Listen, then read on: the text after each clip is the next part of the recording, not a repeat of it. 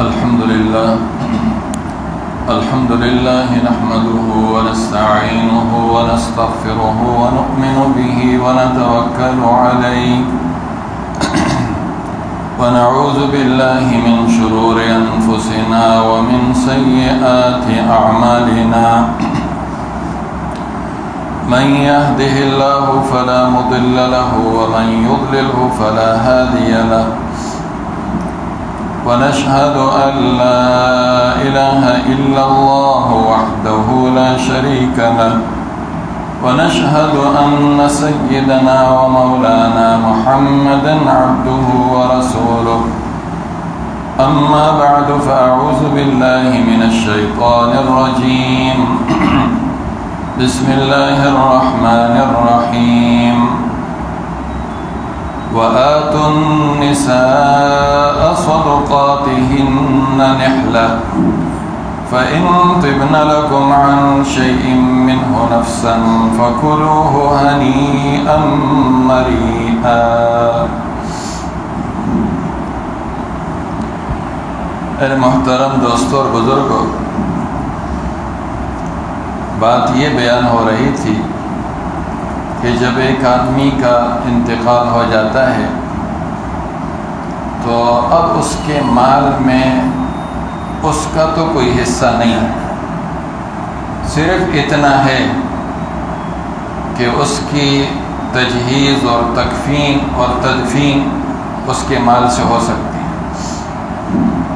یعنی اسی کے مال سے کفن خریدا جا سکتا ہے، اسی کے مال سے اگر کوئی بغیر اجرت کے غسل دینے والا نہ ہو اس کے مال سے اس کو غسل بھی دیا جا سکتا ہے۔ قبر کی قیمت بغیر پیسے کے نہیں ہے، پیسوں کے ساتھ ہے، تو اس مال میں سے اتنا اس کا حق ہے، اتنا تو اس کا حق ہے۔ اس کے بعد اب یہ مال وارثوں کا ہے، لیکن وراثت کی تقسیم سے پہلے دو چیزیں ہیں، ایک اس کے قرضوں کی ادائیگی اور دوسرا اس کی وصیت پر عمل۔ قرض کے سلسلے میں تو میں نے کچھ باتیں عرض کر دی۔ قرض لینا کوئی پسندیدہ عمل نہیں ہے، اور بغیر حاجت اور بغیر ضرورت کے قرضے لینا بھی نہیں چاہیے، اور اگر ضرورت کے تحت قرضے لے لیے ہیں، انسانوں کو ضرورت پڑتی ہے تو اس کی ادائیگی کی فکر اپنی زندگی میں کرنی چاہیے، اور اگر زندگی میں نہ بھی ہو سکا تو کم از کم اتنا مال تو آدمی چھوڑ کر جائے کہ جس سے اس کے قرضوں کی ادائیگی ہو۔ سب سے پہلے اس کے قرضے ادا ہوں گے۔ قرض میں سارا مال چلا گیا، وارثوں کے لیے کچھ بھی نہ بچا تو وارثوں کو کچھ نہیں ملے گا۔ قرض میں سے ایک قرض بیوی کا حق مہر بھی، اگر موت تک ادا نہیں کیا، یہ بھی ایک قرض ہے۔ بعض لوگ شادیوں میں بڑے بڑے مہر لکھا دیتے، اپنے قد سے بھی بڑے، اس وقت ہوش نہیں ہوتا ہے، کہتے ہیں لکھو 20 لاکھ روپے، 30 لاکھ روپے، فلاں جائیداد فلاں جائیداد، اتنے تولہ سونا، یہ حق مہر ہے، اور وہ سمجھتے یہ ہیں کہ بس یہ صرف لکھائی تک ہے، اس کی ادائیگی وغیرہ کچھ بھی نہیں ہے۔ قرآن نے کتنی تاکید کی، ابھی میں نے آپ کے سامنے ایک آیت پڑھی، سورہ نساء کا بالکل شروع ہے، غالباً 4تھی آیت ہے۔ اللہ تعالیٰ فرماتے ہیں وَآتُوا النِّسَاءَ صَدُقَاتِهِنَّ نِحْلَةً، عورتوں کو ان کا مہر خوش دلی سے دو۔ نحلہ کا لفظ لایا، وہ عطیہ، وہ گفٹ، عن طیب نفس، جو دلی خوشی کے ساتھ۔ حق مہر نہ عورت کی قیمت ہے نہ مالی جرمانہ ہے، اس لیے قرآن کہتے ہیں دلی خوشی کے ساتھ اس کا حق مہر ادا کرو۔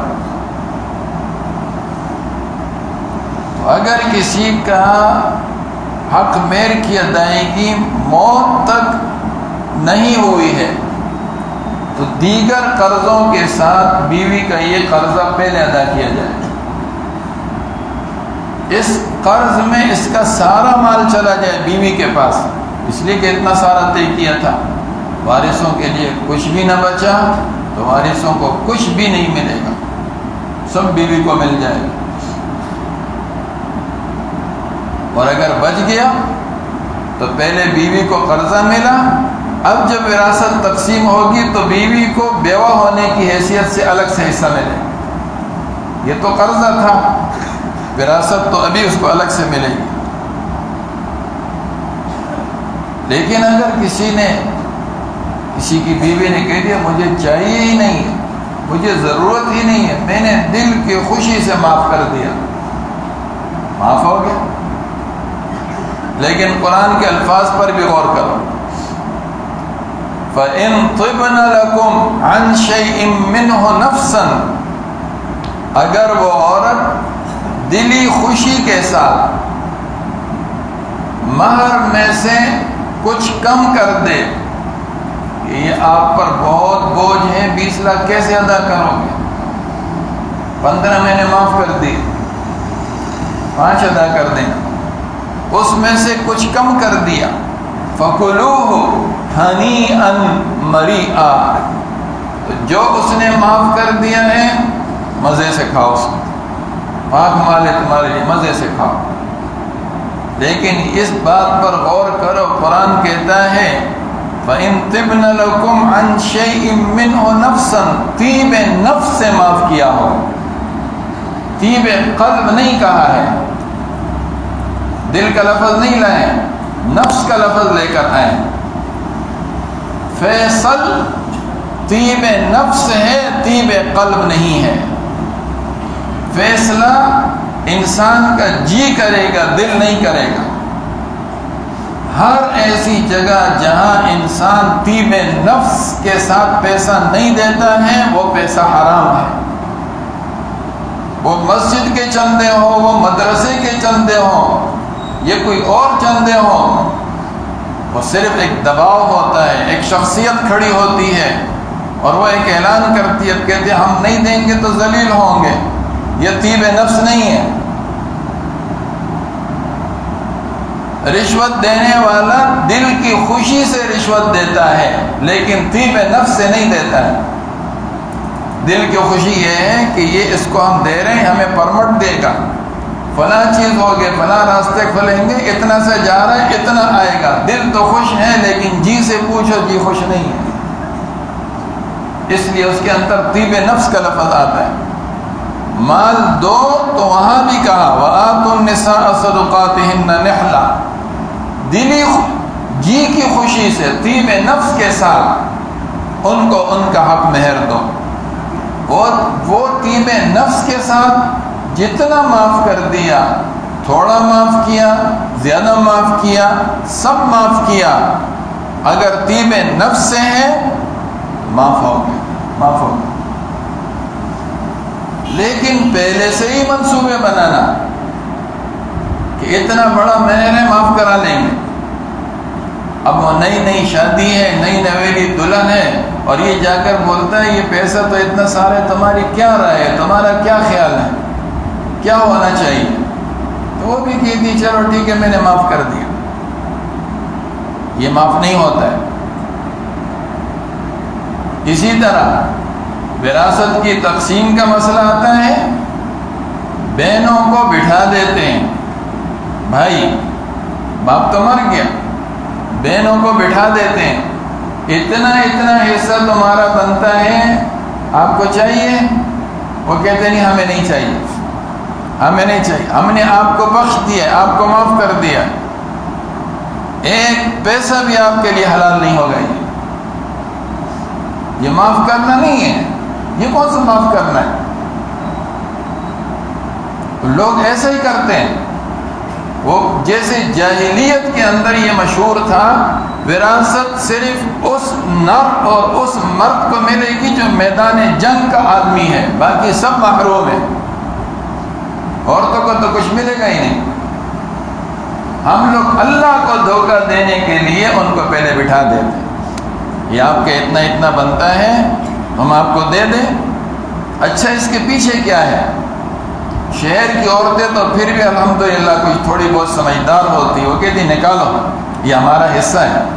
پیچھے سے شوہر کا دباؤ ہوتا ہے، سسرال کا دباؤ ہوتا ہے، وہ تو ہو جاتا ہے۔ لیکن گاؤں دیہات میں کیا ہوتا ہے؟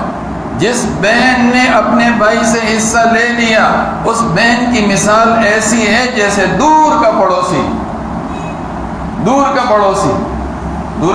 آتا ہے نا، چائے پیو گے؟ نہیں پیو گا، اچھا ٹھیک ہے بھائی ختم۔ اس کو پتہ ہے میری کوئی حیثیت ان بھائیوں کے یہاں نہیں رہے گی، میری کوئی حیثیت ہی نہیں، کوئی مجھے پوچھنے والا ہی نہیں ہوگا اگر میں نے یہ حصہ اپنا لے لیا۔ اور جب اس نے کہہ دیا مجھے نہیں چاہیے، باقاعدہ اس کے سامنے اسٹامپ پیپر رکھ دیا جاتا ہے، دستخط کرتی ہے، انگوٹھے لگاتی ہے۔ بھائی اتنے خوش ہوتے ہیں، جب بہن آتی ہے کہتے ہیں مرغی پکاؤ، بریانی بناؤ، اس کے لیے فلاں چیزیں بناؤ۔ سسرال والے ذرا گڑبڑ کرے آستینیں چڑھا کر پہنچ جاتے ہیں، ہماری بہن ہے تم کیا کر رہے ہو؟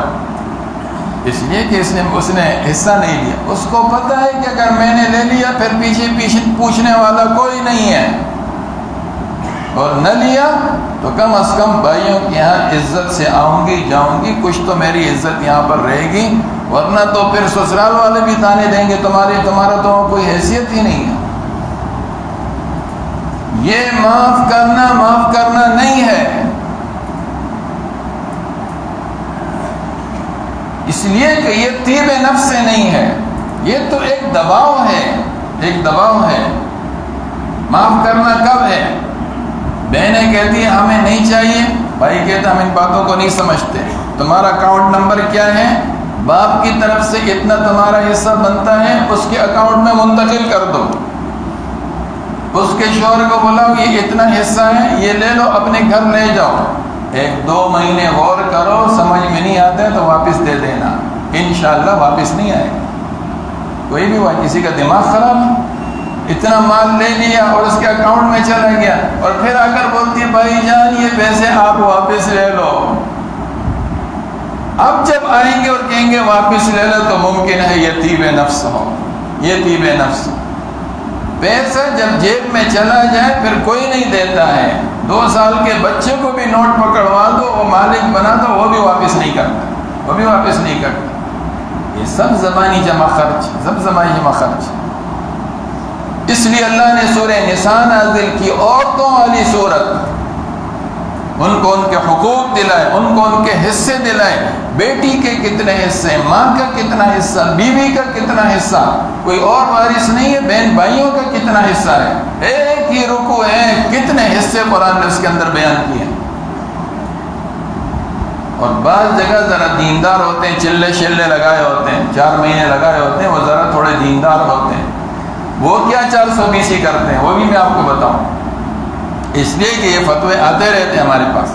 وہ یہ کرتے ہیں کہ جب دادا مرا تھا اور دادا کے مرنے کے بعد میرے والد کو جتنا حصہ ملا تھا اس حصے میں سے بہنوں کو دیں گے، اور باپ نے اپنے مرنے تک جتنا کمایا ہے اس میں سے سب لڑکے لے لیں گے۔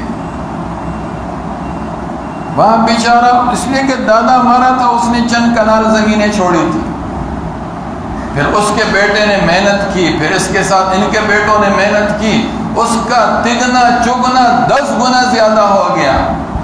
اب وراثت میں کیا کہتے ہیں؟ ہمارا دادا تو غریب آدمی تھا، وہ مر گیا، ہمارے باپ کے حصے میں یہ تھوڑی سی زمین آئی تھی، اس زمین میں ہماری بہنوں کا اتنا حصہ بنتا ہے۔ تو وہ پاگلوں، تمہارا اتنا بڑا حصہ کہاں سے بن گیا؟ تمہارا اتنا ہی بڑا حصہ کہاں سے مر گیا؟ جب تمہارا باپ مر گیا تو اب تمہارا حصہ بڑھ گیا، اور اس کے لیے شروع کے دنوں کی وہ وراثت جو باپ کو ملی تھی اس میں سے دیتے ہیں۔ سب دھوکے بازیاں ہیں، سب دھوکے بازیاں۔ یاد رکھو جن اولاد کے ساتھ ایسا کر رہے ہو، ایک دن آئے گا یہ اولاد تمہیں مٹی کے صندوق میں بند کرے گی، مرو گے تو مٹی کی صندوق میں، اللہ کے پاس جاؤ گے تو لوہے کے صندوقوں میں بند کر کے جہنم میں پھینکا جائے گا۔ ویسے یہ باتیں بغیر دلیل کا نہیں کر رہا ہوں. چھوٹی سی صورت ہے سورہ حمزہ. وہ مال کے حریص، وہ مال کے بھوکے، جنہوں نے اس طرح کے مال بچا بچا کر اپنے پاس رکھے. الذی جمع مالا وعددا، مال کو جمع کیا، گن رہے، ہاں کتنا زیادہ ہو گیا، کتنا بڑھ گیا. ایحسب ان مالہ اخلدا، یہ کیا سمجھ رہا ہے اس کا مال اس کو سدا باقی رکھے گا، اس کو موت نہیں آئے گی.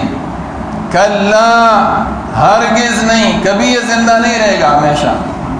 لَيُنبَذَنَّ فِي الْحُطَمَةِ، اللہ کہہ رہے ہیں ہم اس کو پھینکیں گے ایسی چیز میں جو سب کچھ توڑ پھوڑ کر رکھ دے گی.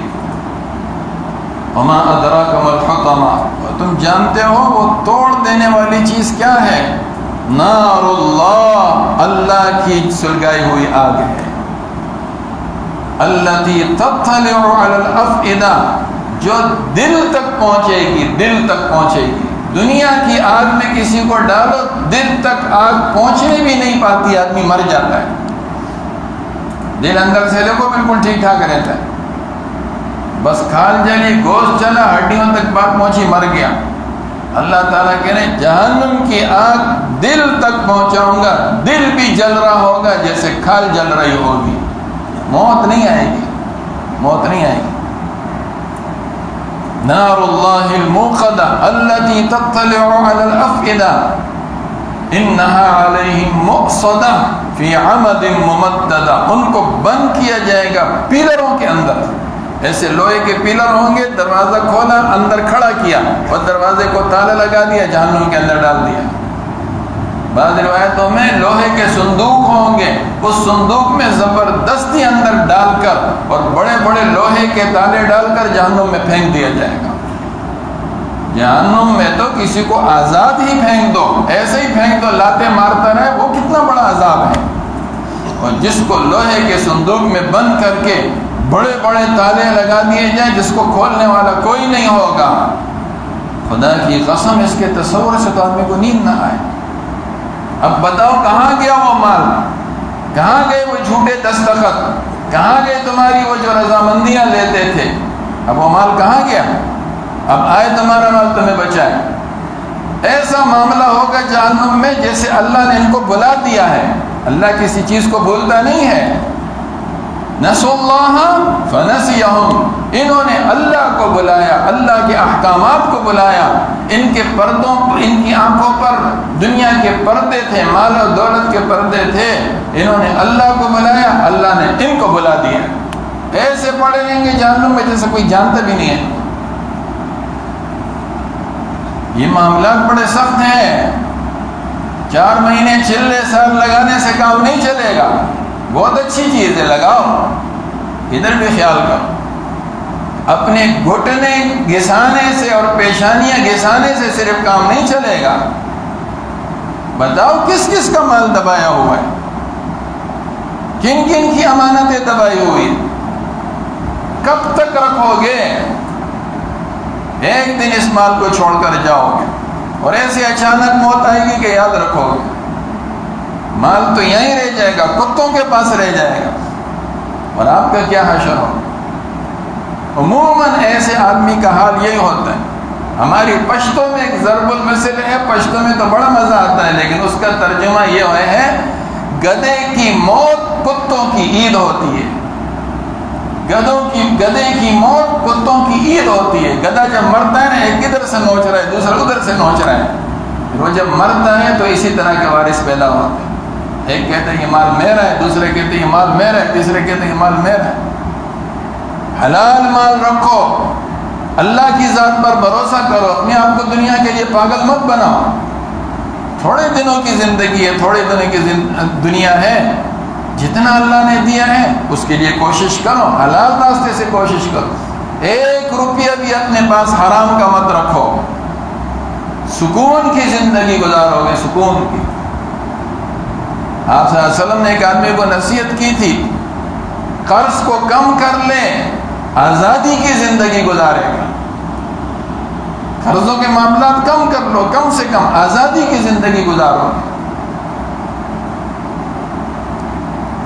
ان قرضوں میں سے ایک قرض یہ بھی ہے اس کو اس کا حق مہر دے دو. وہ بہت بولے کہ مجھے نہیں چاہیے. نہیں بابا یہ آپ کا مال ہم نے آپ کو دے دیا, بس جاؤ رکھ لو, اگلے سال دیکھیں گے, جی چاہے تو ہمیں واپس کر دیں ورنہ خرچ کر دیں.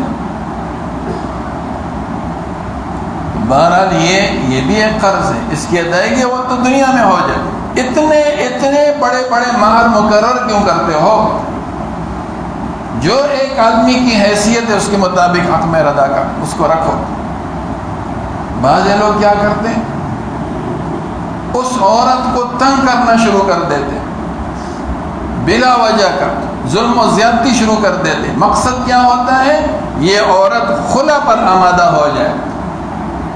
اور خلا پر آمادگی کا مطلب یہ ہوتا ہے کہ وہ اس بات پر راضی ہو جائے گی کہ تمہارا جتنا حق مہر بنتا ہے وہ میں تمہیں معاف کرتی ہوں, تم میری جان چھوڑو. جب وہ اس پر راضی ہو جائے گا تو اس خلے سے, صرف اس کو قبول کر لینے سے طلاق بائن واقع ہو جائے گی, نکاح ٹوٹ جائے گا اور اس کا مہر ختم, اس کو اب نہیں ملے گا. عورتیں بیچاری جو چکرے کاٹ رہی ہوتی ہے کہ خلا چاہیے, کیوں؟ حالانکہ وہاں ضرورت ہوتی ہے طلاق دے دو. زوج متعنت ہے, خاوند ہٹ درم ہے, نہ گھر میں رکھتا ہے, نہ خرچہ دیتا ہے, پوڈری ہے, بے غیرت ہے, بے ایمان ہے. طلاق دے دینی چاہیے اس کو شرعاً, لیکن وہ سمجھتا ہے کہ اگر میں نے طلاق دی اتنا بڑا مہر کہاں سے لاؤں. اس لیے اس کو تنگ کرنا, اس پر ظلم کرنا, تاکہ اس کی آخری انتہا یہ ہو یہ خلے پر راضی. اور خلے میں ہوتا یہ ہے کہ وہ مہر ہی پر ہوتے ہیں, وہ مہر معاف کر دے گی, آپ اس کی جان چھوڑ دیں گے. ایسے بھی زیادتی اور ظلم ہوتے ہیں. قرآن کہتا ہے اگر تم نے اس کو ڈھیر سارا مال دیا ہے تو مت لو اس سے. فَلَا تَعْذُلُوهُنَّ لِتَذْهَبُوا بِبَعْضِ مَا آتَيْتُمُوهُنَّ, ان کو زبردستی روکے مت رکھو, اس لیے تم نے گھر میں قید کر کے رکھا ہوا ہے تاکہ وہ مال جو تم نے دیا ہے اس کو لے لو. وَكَيْفَ تَأْخُذُونَهُ, اور تم کیسے لوگے؟ وَقَدْ أَفْضَى بَعْضُكُمْ إِلَى بَعْضٍ, تم ایک دوسرے کے سامنے بے حجاب ہو چکے ہو, ایک دوسرے سے مل چکے ہو, اس کے بعد یہ مال تم کیسے واپس لوگے؟ اسی سورہ نساء کو پڑھو تو صحیح. کسی نے سودی قرضے لیے ہوئے, بڑے قرضے, اپنا مال دبا کر رکھو, بینک سے سودی قرضے لو اور خود بھی کھاؤ, ان کو بھی دو. اور صرف یہ نہیں کہ سودی قرضے لیے ہوئے, دلیلیں کیا دیتے ہیں کہ قرآن نے جس سودی قرضوں کو منع کیا ہے یہ تو وہ قرضے ہوتے تھے, ایک آدمی ننگا ہے, بھوکا ہے, بیمار ہے, اس کا باپ مرا پڑا ہوا ہے, اس کے لیے کفن کا کپڑا نہیں ہے, کسی سے کہتا ہے قرض دے دو, ہر آدمی کہتا ہے سود پر دوں گا. اللہ نے کہا یہ ظلم ایسا مت کرو, یہ ظلم ایسا مت کرو. ایک آدمی بیمار ہے, اسپتال جا رہے ہیں, تم اس کو قرضہ دے دو. ایک آدمی کا باپ مر گیا, کفن پہنانے کے لیے کوئی نہیں ہے, وہ کہتے ہیں مجھے اتنا پیسے دے دو, اس کو کفن پہناؤ, اس کی تدفین کروں. وہ کہتے ہیں نہیں, سود پر قرضہ دوں گا. یہ مالدار لوگ کہتے ہیں قرآن نے اس سود سے منع کہ یہ ظلم ہے. ہمارا سود یہ سود نہیں ہے, یہ تو بڑے تاجر, بڑے مالدار, لکھ پتی کروڑ پتی بننا چاہتا ہے, کروڑ پتی ارب پتی بننا چاہتے ہیں, ارب پتی کھرب پتی بننا چاہتے ہیں. ہم تو بڑے قرضے لیتے ہیں. یہ کمرشل لون حضور کے زمانے میں نہیں تھا. ہاں اس کو تو ہم بھی ظلم کہتے ہیں. ایک آدمی کا باپ مر رہا ہے, آپ اس کو سود پر قرضہ دیتے ہیں, یہ ظلم ہے. یہ تو تجارتی قرضے ہیں. آپ بینک کے پاس جاؤ گے اور اس سے کہو مجھے 1 کروڑ روپے دو, تو بینک والا کہے گا آپ ہمارا پیسہ لے رہے ہو اور اس سے پیسے کماؤ گے, 10% ہم کو بھی دو, 10% ہم کو بھی دو. تو کہتے ہیں ٹھیک ہے, یہ تو کاروبار ہے, 10 تم کو دیں گے, باقی ہم رکھیں گے. مرا گئے تو دیکھا جائے گا جو بھی ہوگا. جاہلیت میں جو قرضے تھے بھول جاؤ گے ان قرضوں کو. ایک آدمی 10 لاکھ دینار قرضہ لیتا تھا, جو اربوں نہیں کھربوں میں آج بنتا ہے. اسی کو تو قرآن نے منع کیا. سورہ قریش پڑھو, لإیلاف قریش ایلافہم یہ قریش مانوس ہو گئے سفر کے ساتھ. رحلۃ الشتاء والصیف، سردیوں میں بھی سفر کرتے ہیں، گرمیوں میں بھی سفر کرتے ہیں. ان کے سفر کیا تھے؟ تجارتی سفر تھے. سردیوں میں یمن جاتے تھے، گرمیوں کے اندر ملک شام جاتے تھے. ایک ایک آدمی 10 لاکھ دینار لے کر جاتا تھا، اور وہ سب سود پر ہوتا، سب سود پر ہوتا. قرآن نے اس کو منع کیا. کمرشل لون تھا. یہ خامخواہ جھوٹ بولتے ہیں اپنے سود پر پردہ ڈالنے کے لیے، اس حرام کو ہضم کرنے کے لیے. کہتے ہیں حضور کے زمانے میں یہ قرضے نہیں تھے. 10 لاکھ دینار آدمی اس لیے لے گا کہ اس کے باپ کے پاس کفن نہیں ہے. 10 لاکھ دینار آدمی اس لیے لے گا کہ وہ ننگا ہے، بھوکا ہے. حضرت عباس لوگوں کو 10 ہزار دینار سود پر قرضے دیتے تھے. ابھی سود حرام نہیں ہوا تھا، ابھی سود حرام نہیں ہوا تھا. جب سود حرام ہوا تو رسول اللہ صلی اللہ علیہ وسلم نے اعلان کیا، سب سے پہلے میں اپنے چچا کا سود معاف کرتا ہوں. جتنے لوگوں کو انہوں نے سود پر قرضے دیے، سود کو ختم کرتا ہوں. اپنے اصلی قرضے واپس ہوں گے. بس ان سے جنہوں نے قرضے لیے ہیں کوئی سود ان کو واپس نہیں کرے گا. صرف اپنے روپیہ اپنا جتنا لیا ہے اتنا پیسہ واپس کریں. آپ نے اپنے خاندان سے شروع کیا. حضرت عباس کے سارے ان کو قرضوں کو معاف کیا. ایک ایک آدمی 10 ہزار دینار 10 ہزار دینار وہ سونے کے ہوتے تھے. آج حساب کرو کروڑوں سے اوپر چلا جاتا ہے. سودی قرضے الگ ہیں، دیگر قرضے الگ ہیں. ہر ایک نے اپنے آپ کو عجیب اس کے اندر مبتلا ہے. بے چینی کی زندگی ہے، ڈپریشن کی زندگی ہے. ہر آدمی پریشان، ہر آدمی اپنی جان دینے کے لیے تیار ہے، خودکشیاں کر رہے ہیں. پورا ماحول ہم نے گندا کیا ہوا ہے. یہ ہم رہ کہاں رہے ہیں یہ تو سوچو. یہ تو اللہ کا تحمل ہے. وہ حلیم ہے جو فوری عذاب نہیں بھیج رہا ہے. ورنہ مالی اعتبار سے ہر آدمی ڈاکو بنا ہوا، بڑے سے لے کر چھوٹے، جس کے ہاتھ میں جو آ رہا ہے وہ لگا ہوا ہے اس کو. بہرحال مرے گا، حرام مال میں میراث نہیں چلے گی. حرام مال نکالیں گے، الگ کریں گے. قرضے پہلے ادا ہوں گے. قرضوں کے بعد اگر کچھ بچ گیا اور مرنے والے نے کچھ وصیت کی ہے، 1/3 مال کے اندر اس کی وصیت نافذ ہوگی. 1/3 مال کے اندر. دلیل کیا ہے؟ بخاری اور مسلم کی حدیث ہے. حضرت سعد ابن ابی وقاص رضی اللہ عنہ مکہ مکرمہ گئے تھے. فتح مکہ والے ساتھ بیمار ہو گئے. رسول اللہ صلی اللہ علیہ وسلم ان کی عیادت کے لیے گئے. کہتے ہیں میں اتنا بیمار ہو گیا تھا کہ موت کے کنارے پر پہنچ گیا.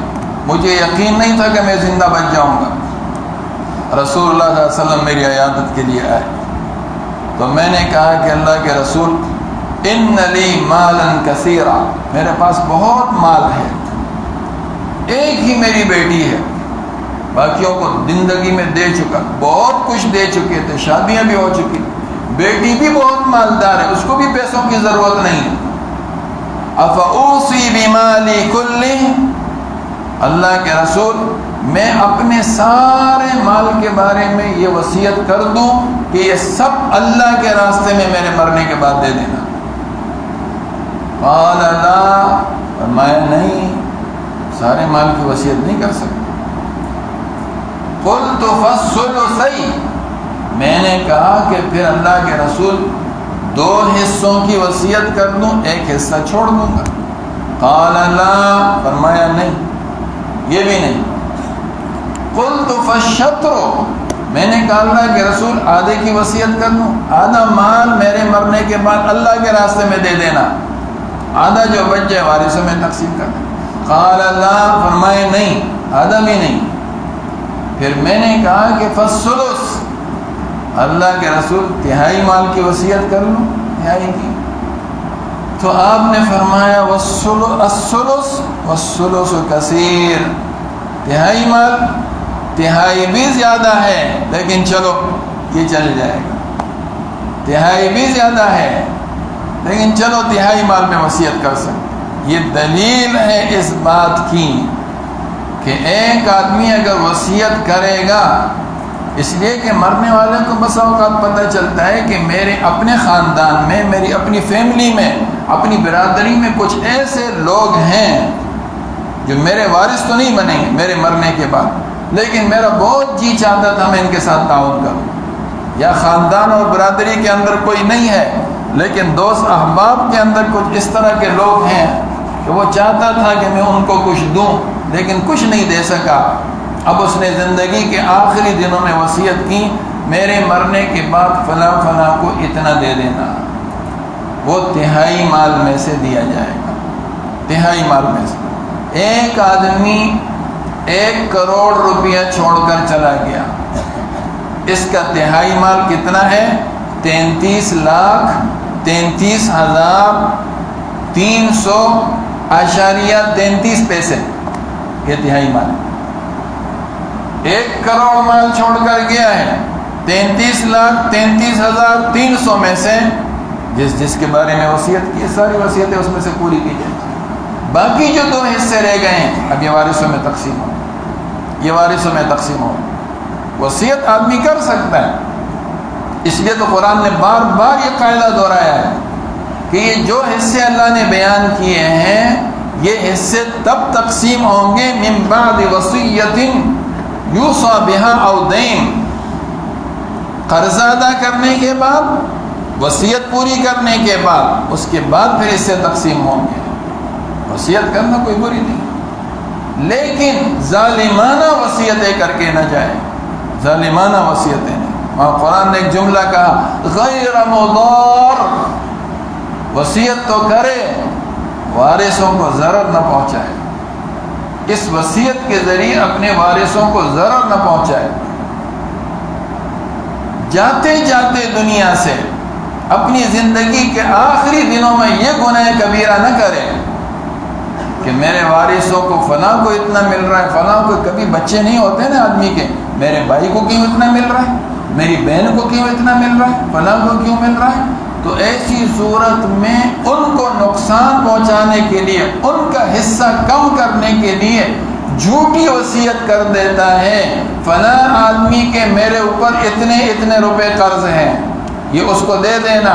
اور اس کو چپکے سے سمجھا دیا ہے، اس کو سمجھا دیا، انکار نہیں کرنا، لے لینا تاکہ ان کو کم ملے. یہ نقصان ہے، اس کی نیت خراب ہے. کبھی یہ وصیت کر لیں گے میرے جو مال جو میں نے اپنی الماری میں یا جو میں بینک میں رکھا ہے اس میں اتنے لاکھ اتنے کروڑ دوسروں کی فلاں کی امانت ہے، یہ امانت اس کو دے دینا، باقی تقسیم کرنا تاکہ میرے ان بہن بھائیوں کو کم سے کم حصہ ملے، کم سے کم حصہ ملے. جھوٹے قرضوں کا اپنے اوپر اقرار، جھوٹی امانتوں کا اپنے اوپر اقرار، اور مقصد کیا؟ نقصان پہنچانا. ترمذی ابن ماجہ ابو داؤد میں روایت ہے، رسول اللہ صلی اللہ علیہ وسلم فرماتے ہیں ایک آدمی اور یا ایک عورت، ایک مرد ایک عورت 60 سال تک اللہ کی عبادت کرتے، 60 سال تک. پھر جب زندگی کے آخری دن آتے ہیں، چل چلاؤ کا وقت آتا ہے، تو وصیت کے ذریعے اپنے وارثوں کو نقصان پہنچاتے ہیں. ان کے لیے جہنم میں جانا ضروری ہے. پیغام کیا ہے؟ برسہا برس کی عبادتیں بھی اس غلط وصیت کی وجہ سے تمہیں جہنم کی آگ سے نہیں بچا سکے. کیوں اپنے وارثوں کو نقصان پہنچا؟ اس لیے آپ نے سعد بن ابی وقاص سے فرمایا ثلث، 1/3 اگرچہ زیادہ ہے لیکن 1/3 بس کافی ہے. پھر آگے کیا فرمایا آپ نے ان سے؟